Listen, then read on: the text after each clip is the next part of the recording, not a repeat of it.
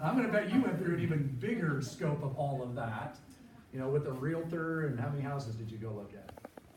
Probably about 10 10. houses. Okay, so what made you ultimately decide on the house you got?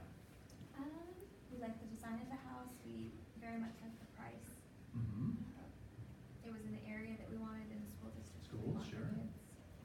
So when we think about these buying situations, and your vacation likely went through some similar considerations, there is a consumer buying cycle. This happens with each of us as we go through a process of buying. And it doesn't matter whether we're buying a big screen TV at the Best Buy, or whether we're considering an implant or Invisalign, or just an ongoing relationship with a dental practice. This is a predictable way of which consumers go about making their decision. And you just described it to us. First, I had to understand what it was I was looking to purchase.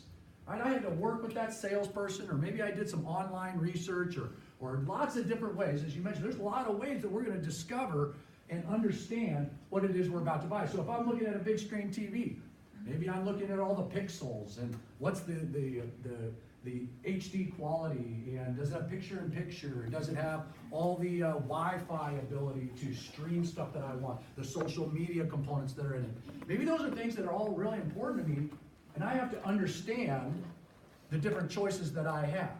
Right? Because if I can then understand, the next part of the buying cycle is I can now start to place value on it. Right? So value is really an equation. It's how much does it cost, for what does it provide me according to my needs. Right? So you just said, I liked the price of it. It had a great layout. It was in the school district that we liked. Right? It was yada, yada, yada. And it had a good price. Right? Similarly for you, okay? We wanted really nice furniture. We wanted it to be sturdy. We wanted it to last a long time. We didn't mind spending a little bit more to get those qualities. So we valued because we understood, right? And if we can get these two things in alignment, then guess what happens? We justify either to purchase or to not purchase, right? That's where the rubber meets the road, is if we can create an understanding, build value, help them to appreciate a value, then we can ultimately justify spending the money. This happens every day in your offices, right? You're presenting a treatment plan to them. Do they understand? Right? If we get to the stage of understanding, can we create value?